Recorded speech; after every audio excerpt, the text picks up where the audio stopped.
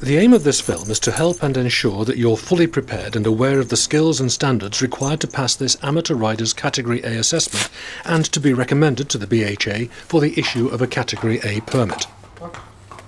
It's been produced by the BHA, the British Horse Racing Authority, with help from the British Racing School and the Northern Racing College. Both the training and assessment are mandatory. The training includes presentations and lectures with specific information for you as an amateur jockey. There'll be coaching on a simulator related to riding a finish. There'll be advice on starting stalls procedures and schooling over race-type obstacles. But remember, this training is simply preparation for your assessment by a qualified jockey coach. Your riding assessment is filmed throughout for review and analysis. In the next few minutes, we'll explain what's involved in that appraisal.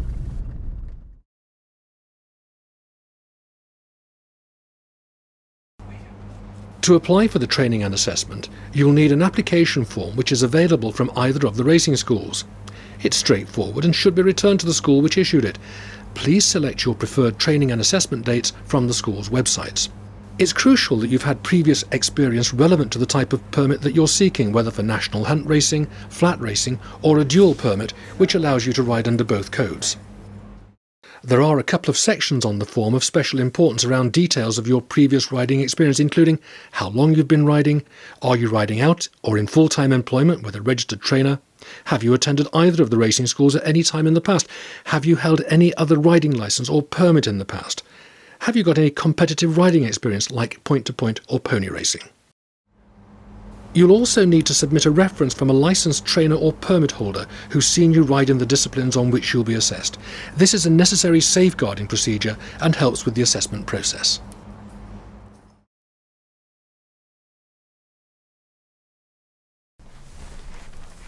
The riding assessment starts with you being observed getting your horse ready to be ridden, brushing mane and tail, tacking up and presenting your horse well, picking out its feet before you pull out to ride. Once mounted, you'll be asked to carry out some very basic steps to demonstrate that you're in control of your horse at all times, that you're comfortable riding out in a string that's one behind the other and correctly spaced out, that you're competent in some basic warming up exercises like riding at a trot. This will give your assessor the opportunity to see that you are safe and in control before moving on to riding at a faster pace, either at a canter or gallop. If your assessor is happy, you'll be asked to canter, again spaced out appropriately in a string, showing control and understanding the pace required. You may also be asked to ride upsides, one horse beside another, again maintaining control, showing your technique and ability to ride at a regulated pace.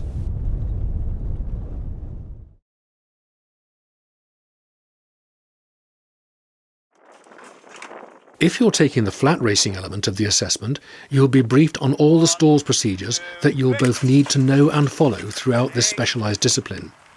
You'll need to demonstrate a full understanding of these procedures. You must be competent in allowing your horse to jump out of the stalls without hindering its stride, stay in balance with the horse, maintaining a straight line, yet be aware of other horses and riders around you. You'll be required to do this in pairs and in groups of 4 or more.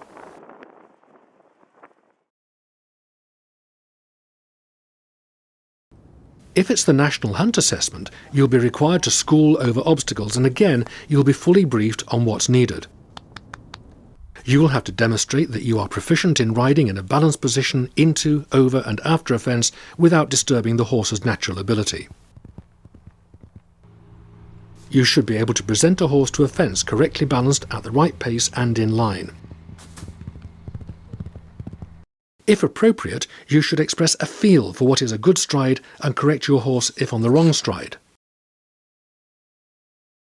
You should move the horse away from the fence in a balanced and effective way. Again, you'll be required to do this in a string and in pairs.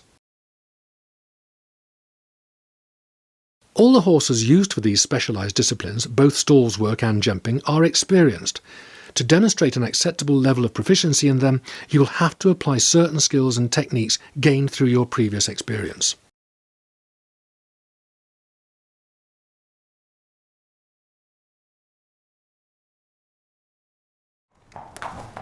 After you've finished your practical riding, you'll be observed as you return to the stable, loosening your girths and allowing your mount to wind down. Once back at the yard, you'll be expected to take your tack off correctly, attend to your horse and complete necessary grooming and sponging down to make your horse comfortable.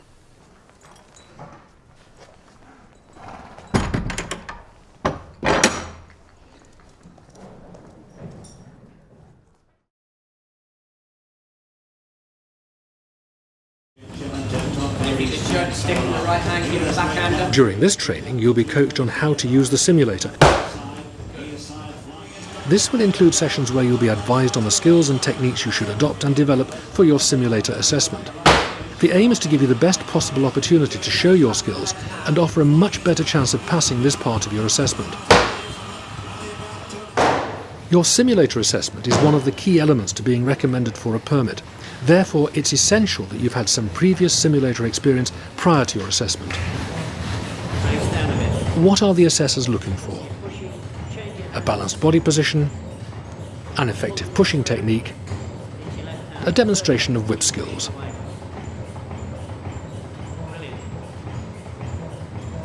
This will include changing your hands, pulling the whip through from one hand to the other, and using the whip in both hands in the backhand and forehand positions.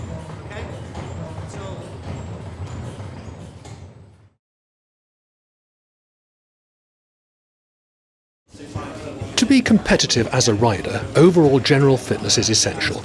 As part of your fitness test, you'll be asked in one of the simulator sessions to push and stay in balance for as long as possible, whilst correctly using your whip. The longer you can maintain your pushing technique and other skills will go towards your overall fitness score and percentage. 19, last one, and you're sitting down, and sit. The gym-based physical exercises have been developed to be relevant to you as a rider. They demand an acceptable level of agility, strength, timing and endurance. No sitting down. Full details are on both of the racing schools' websites, and the addresses will follow shortly.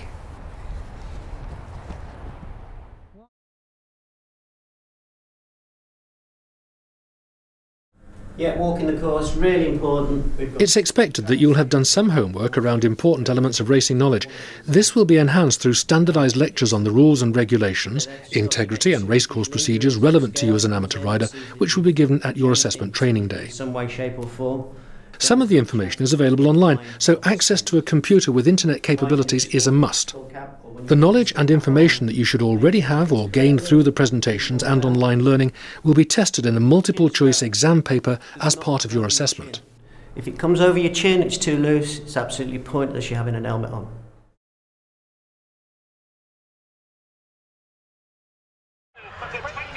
Riding in a race can be the thrill and experience of a lifetime. So whether you're hoping to ride your own horse or thinking of using the amateur route to create a pathway for a long-term career in the saddle, we hope that this information will give you an insight into the necessary skills, techniques and commitment required to obtain your amateur rider's permit to ride under the rules of racing. We wish you the very best of luck in your quest to be recommended for an amateur rider's permit, and here are those all-important email addresses and contact details. Remember, both the Northern Racing College and the British Racing School run a number of Category A amateur riders training and assessment days throughout the year.